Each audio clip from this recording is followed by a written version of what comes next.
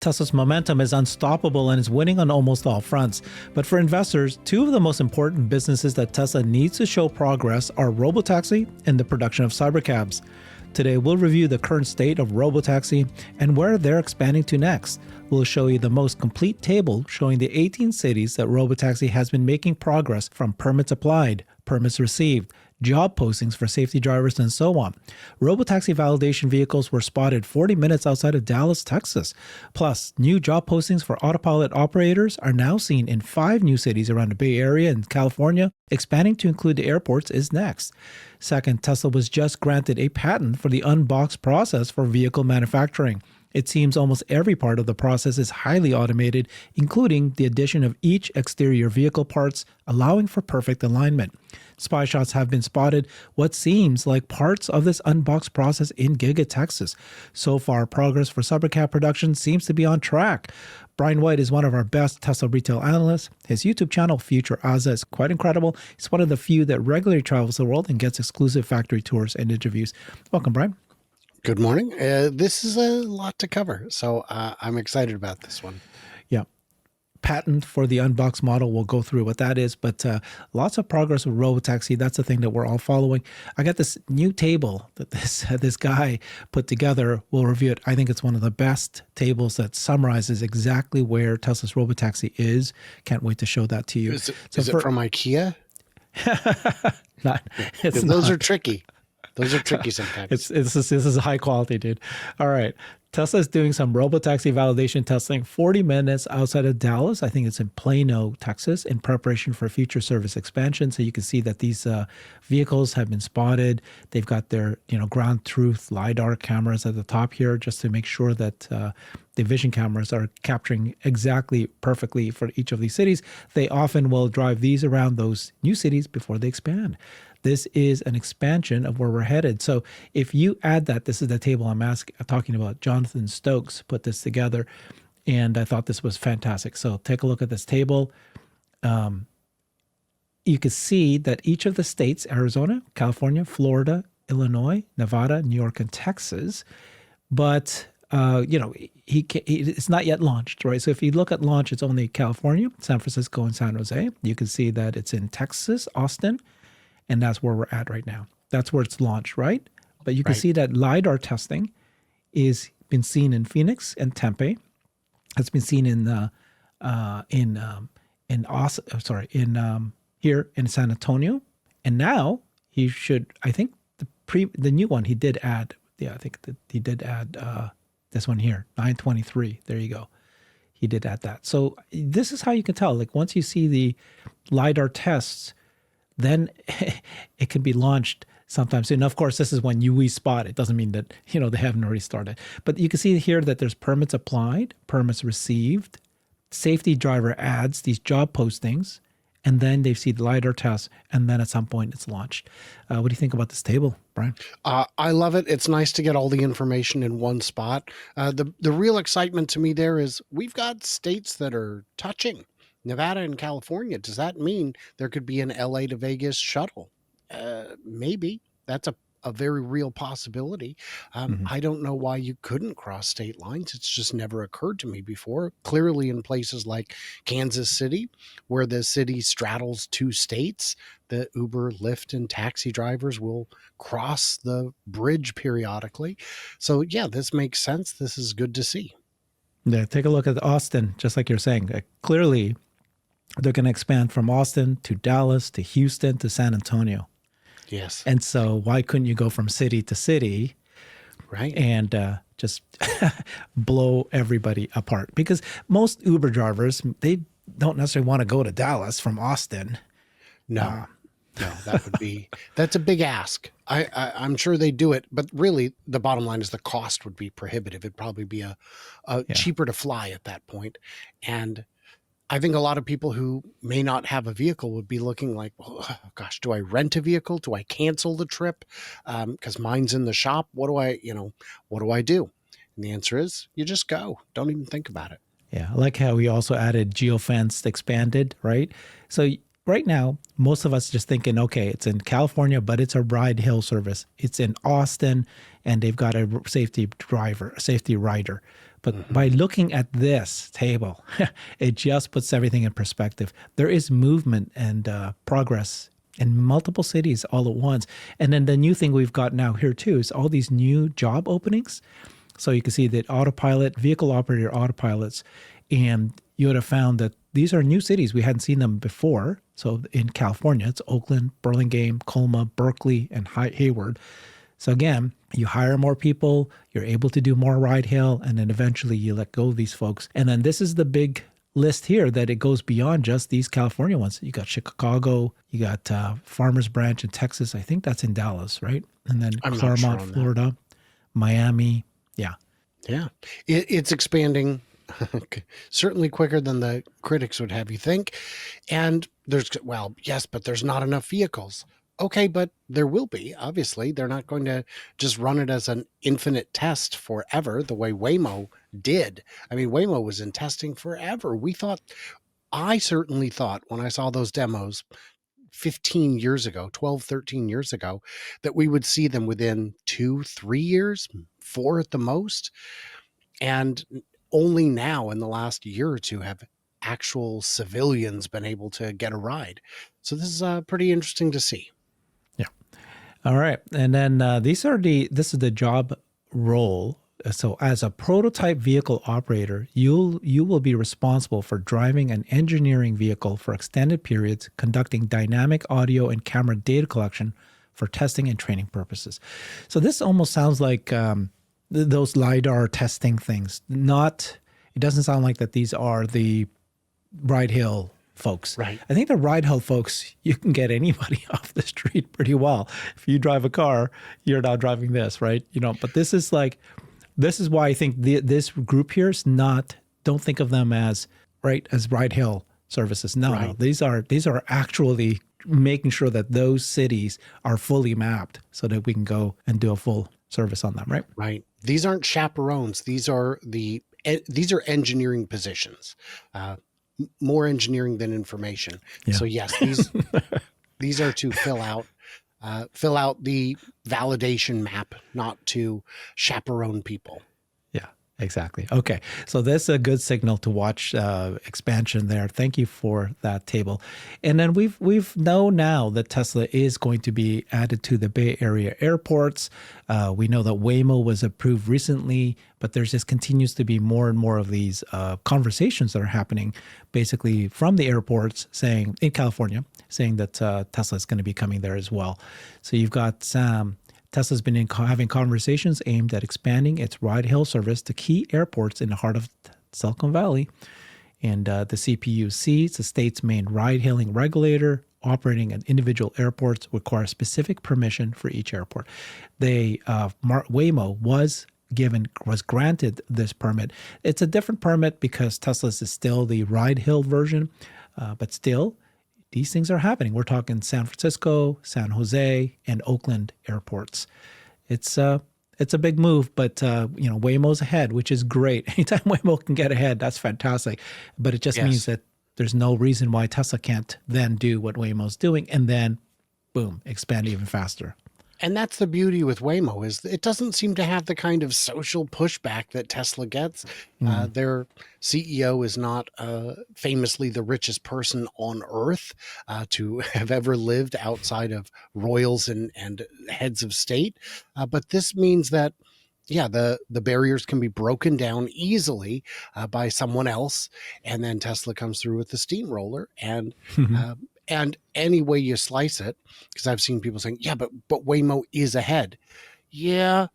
Okay. So we're having a race and you've got a steamroller, let's say, something nice and slow. You're in a tractor and I'm getting a later start, but I'm in an actual race car. Who's going to win? And that's the manufacturing advantage that Tesla has. Nobody else in the West, at least, is making the cars in addition to operating them, in addition to making them autonomous, unless you count Zoox, who does not aspire to have the kind of volume necessary to justify the cost of the line, to actually bring the prices down. The Tesla approach has a lot more working in its favor. Yeah.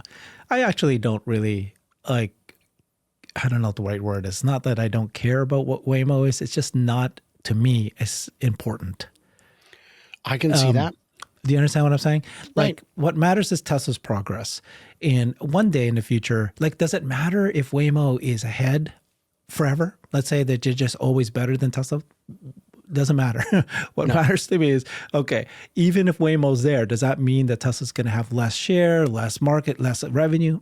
As far as I'm concerned, the robotaxi market is so massive. It's very similar to the humanoid bot one, that the two can coexist, and two will do just fine and still make massive revenue and massive margins and all that. But having said that, I do think that this is funny that we're still talking Waymo, because I don't know, give it 2 years, 3 years, 4 years. Their approach is wrong. Waymo's approach is wrong. Germans made better tanks than the U.S. They said for every Panzer, you'd need to bring 4 Sherman tanks to defeat it. The problem is the Americans bring 5. And as a result, if you can make them, even if they're, I mean, I would argue that a Cybercab might not be as comfortable as a Jaguar I-Pace. I think that's a reasonable conclusion. But if a Jaguar I-Pace costs 3 times as much per mile while they're losing money, I don't see how you can win with that strategy. Yeah. So it doesn't make sense. It's a niche, yeah. So it's pretty good. So I love that table. What's your thinking of how this is going to roll out, Brian? Are you pretty well? Yeah, kind of like what's your thinking of how it's going to roll out? Yeah. Sure. So what I see happening is, as soon as we drop the safety hitchhiker, we're going to have an opportunity to use the Cybercab. We know Tesla believes this is around the corner. Why else would they be making the castings? Why else would we see the pieces coming together to build the Cybercab? Once the Cybercab rolls out, once the human is out of the car, the question is, what's the ratio back at HQ? Is it 5-1? Is it 3-1? Well, if you're at, let's say, 3-1, and you can improve that to just 4-1, that means you can add a third more to your fleet that day without any additional overhead. That's a game changer. 4-1, 5-1. You can watch the math get better every time.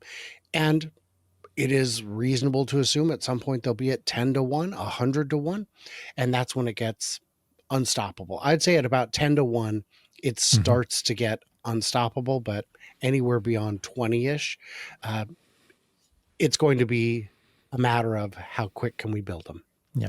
So you jump right to the Cybercab, which is right first quarter of 2026 and onwards. But from now till that, right, what we're going to see is, very clearly what's going to do now here is ride-hail services in as many cities as possible. It's a ride-hail service. Yes. They're testing their operations, their ability to, how many hours can they do this, the app, the ability to, the cleaning of these cars, the charging of these cars, and then hiring somebody to drive these, just like Uber does. They do pay the driver even though they don't hire them. That's trivial. And then they'll do that for as many cities as possible and then slowly remove the safety driver. When do you think, so you do think that they will add a Cybercab, but you're thinking, like I said, first quarter, what was your projection? Well, the trick is, I don't know. As soon as they can drop the safety hitchhiker, they will move to Cybercab. Because you can't have a chaperone in a Cybercab with you. Now it's just you and a stranger sitting shoulder to shoulder. So that'd be a little weird. And there's no controls for them to grab should the need arise. But yes, once it's out. So, but I can't see behind that curtain. I don't know how good it looks. I expect to see V14 supervised FSD in our hands before the shareholder meeting. So next month. Yeah.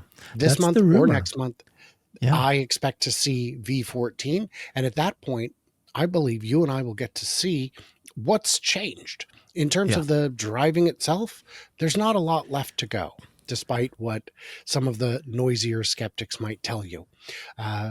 I have had disengagements, but they're very rare.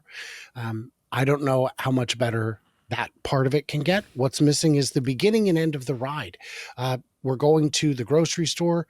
Please park when we get there. Great, I'll park. Or please drop me at the front door and you go park. Great, I'll go park. But then we'll get to see a clearer picture on where we're at.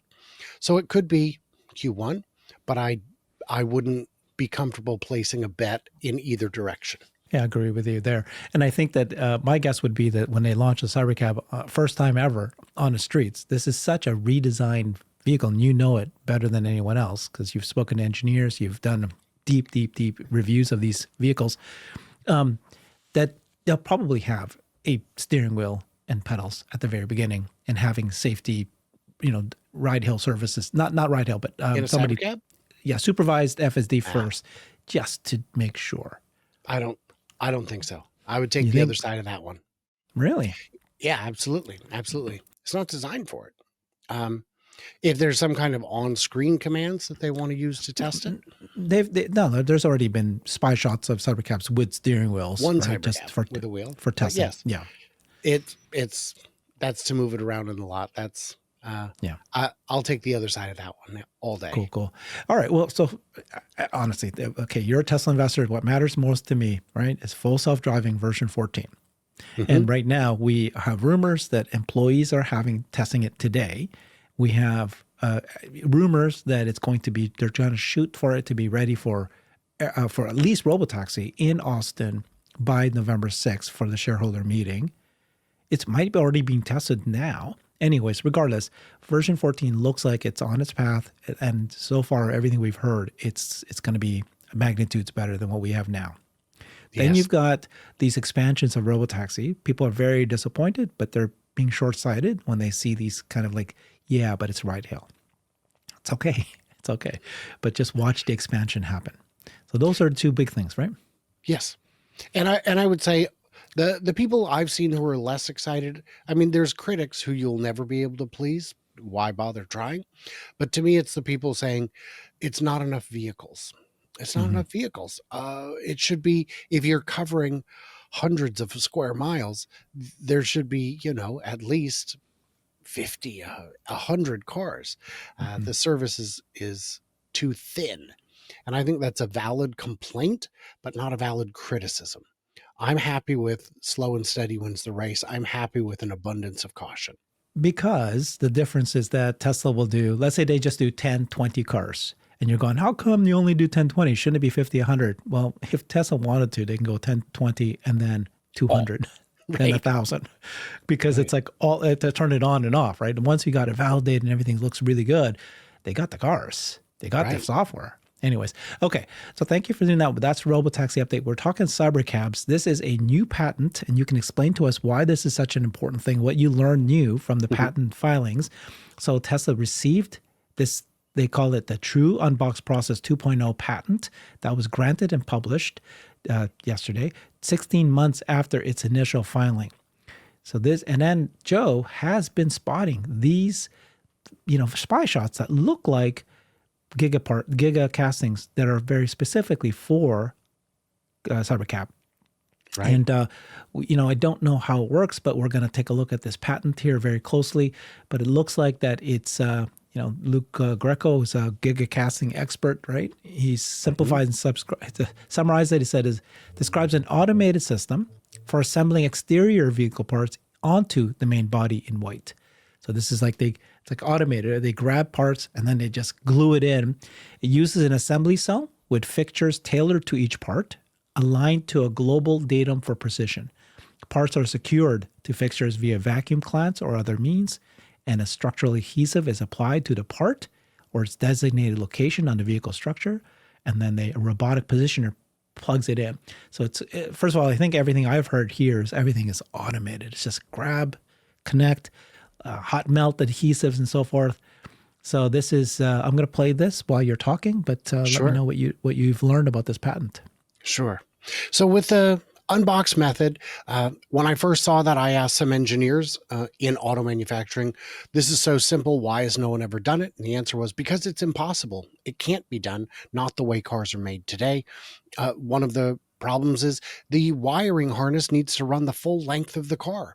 The hydraulic system for the brakes and everything needs to run the full length of the car. There's no benefit to having a system that plugs everything in. If you need to have a full length car before you even start, it doesn't save you anything. Well, the introduction of 48 volt means the wiring harness doesn't have to run the full length of the car. And while we haven't seen any indication that the brakes will be brake-by-wire, it's entirely possible. And if that's the case, there are no hydraulic lines to run the length of the car.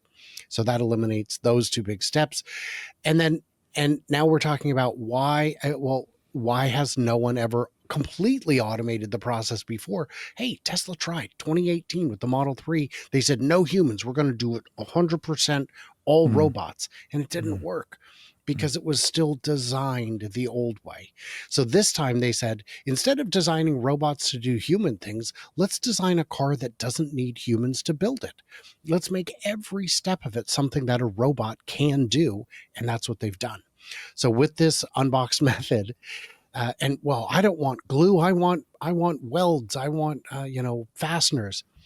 Look, your car is already about 25 pounds of glue. And I don't mean your Tesla. I mean, any car you buy is already about 25 pounds of glue. Glue works. Glue holds aircraft together. It can be as strong as you want it to be.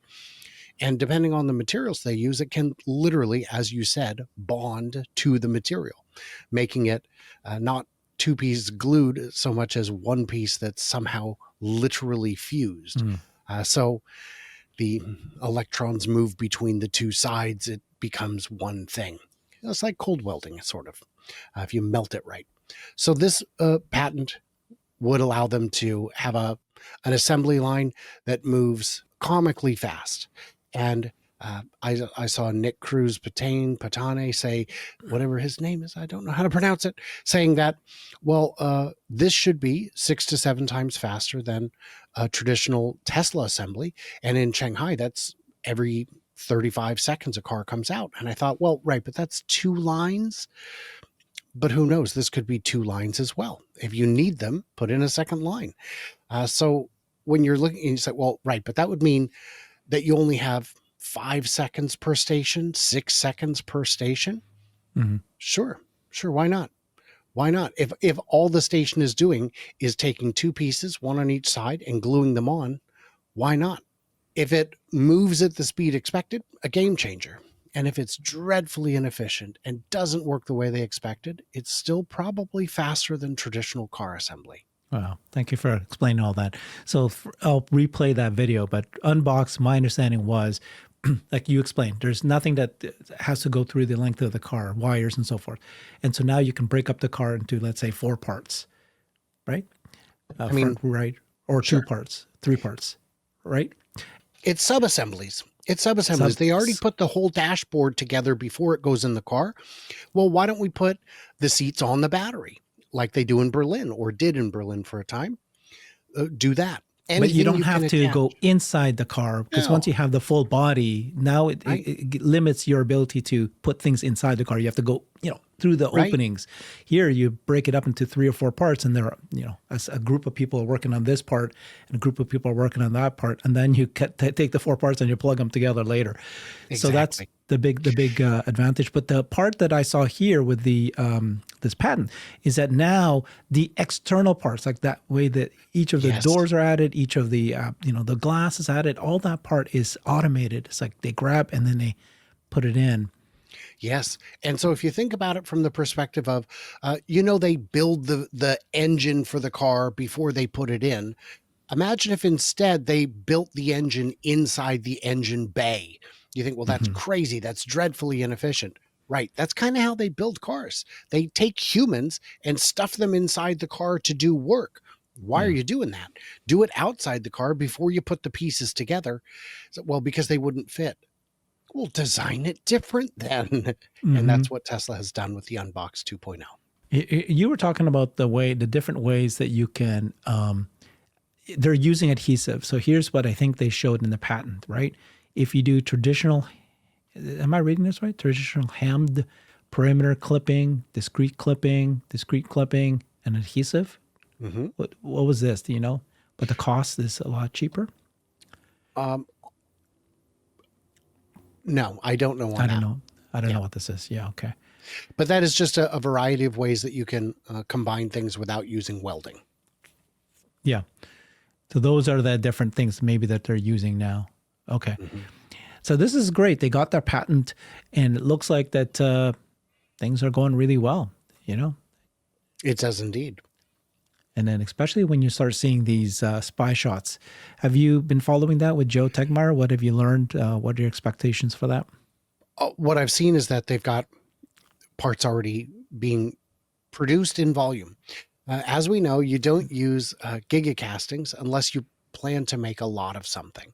Sandy Munro estimated that castings only make sense once you get past 200,000 units. The first 200,000 units, Wow. you're losing Okay. money. Gotcha. So that's why S and X still don't use castings. It's just not cost effective. So uh, why would you start making castings now? Because we need to make sure the machine's dialed in. It's not because we're doing something that's never been done before, like castings the size of the ones used on the Cybertruck. Those, let's start early. Let's make sure this actually works because this hasn't been done before. These are smaller castings. These are the smallest giga castings Tesla has ever made. They know how to make them. There's no magic involved. The fact that they're making them now tells me that it is what gives me confidence that we're going to see these deployed soon in the next matter of months, because they don't want to stock those out, just leave those sitting there for a year or two. That'd be crazy. Cybercab is real. It's happening, and it's happening soon. What do you see here? Did you guys figure this out? Or we have no idea what these castings are? Well, I've on this particular picture, I'm not sure, but I've seen both front and rear castings in the drone footage. Okay. Cybercabs, we don't know, but so far it seems to be on track as well. How would we know if there's a delay in that? Boy, I don't know. So here's what I'm expecting to see is a lot more of them around the property testing. Yeah. But we know that in the past, there have been times when Joe was asked, hey, don't fly on this particular day, or conversely, hey, do fly on this particular day. Yeah. We know that the ground floor of the parking structure still has privacy fencing up. Why? Yeah. What are they ask you hiding? that. Yeah. Yeah. How much was that ground floor of some structure? So we don't know what's in there though. Could be the more affordable vehicle, could be more Cybercabs. It could be parts that are too valuable to leave in plain sight. It could be nothing. It could be that we're just reading too much into it and the contractor hasn't come to pick up the fences. It could literally be nothing, but most likely it's there for a reason, and it's hiding something. And it would be very easy for them to have hundreds of them parked in there and we would just never know. And think of how closely together you could park them when no one needs to get inside. It would work great. So there's, they would. I'm expecting to see, if we don't see a whole bunch of them out testing and validating by the by early first half of December, I would say we might not see them until February at the earliest. But they don't need to test all of them, just a few of them. And that's it's going to be a shocker. What's your guess of how many Cybercabs would be fully produced by the end of 2026? It depends on the ratio back at HQ. If the ratio's it just depends on the ratio. It's not a limit of how many they can produce. It's a limit of how many they can safely deploy. They want to produce. Okay. That's a good angle. I like it. All right. Well, here we go. The thing I got from the patent, as I already said, is it's everything's automated. And that's what we expected, but now you can understand how it's done. Even the exterior parts are added through adhesives. That's how they're going to do it. But it keeps the cost low, but still going to be effective. And, that's what they need. Because you've already said that the Cybercabs are going to be limited in how fast they drive, right? They weren't designed to go fast. What's the limit of the speed? 85 miles per hour is the highest speed limit in the US, and we believe it's the highest speed for these vehicles. Because when I talked to the engineers, I said, you only need to, hey, wow, you don't need much horsepower. You only need to go, what's the fastest speed limit? San Antonio Expressway's got to be what, 85? And he's like, it's 85. I'm like, well, you don't live in Texas, but you know that off the top of your head. That's a pretty unusual stretch of road for a Californian to know the speed limit of. So, they're not designing the Cybercabs to be in a personal vehicle that you might want someday to go 100 miles an hour or something like that. This one is just going to go max, like keep it low so that there's less. That's what it's for, right? Just short distances in general. I'm sure Tesla would prefer if the speed limit was even lower than 85 because you get additional efficiency. It's not like you're wasting salaried time while the rider and the driver is operating the vehicle. And highway is very easy anyway. And fatalities increase with speed. It doesn't matter how safe a Cybercab is if another driver, flies at you from out of nowhere. It's easier to mitigate the behavior of other vehicles at lower speeds as well. So yeah, I'm sure it's not geared beyond 85. All right. Okay. Thank you. Appreciate it. Brian, you're the perfect person that we had to ask about the Cybercabs. And then, of course, we did the update on Robotaxi as well. Thank you, everybody. Follow Brian at his YouTube channel, FutureAza. Follow him on X, subscribe to him, and do all that. He deserves it. This guy's one of the best that we have out there. Appreciate your time. Bye-bye. I've created a website that is the most comprehensive resource for the Tesla investor. Please check it out. Simply go to my website at herbertong.com.